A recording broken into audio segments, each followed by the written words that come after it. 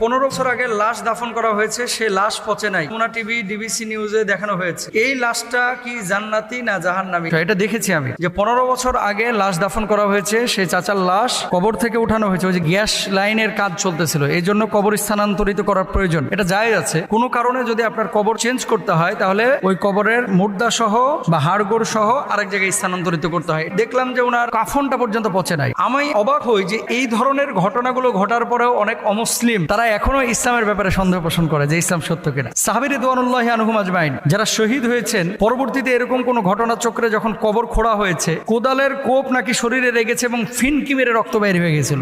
100 বছর পরে এরকম ঘটনা ঘটেছে। আল্লাহু আকবার। রংপুরের এই চাচার নাম আব্দুস সামাদ, 15 বছর আগে মারা গিয়েছেন। তিনি নাকি অত্যন্ত আল্লাহওয়ালা ছিলেন, মানুষকে নামাজের জন্য ডাকতেন, হারাম খাইতেন না এবং কখনো মানুষের সাথে কোনো ভেজালে জড়াতেন না। 15টা বছর হয়েছে, লাশ এখনো পচে নাই। এই লাশ না পচা, এটাও কিন্তু একটা জান্নাতি মানুষের আলামত। লাশ না পচা জান্নাতি মানুষের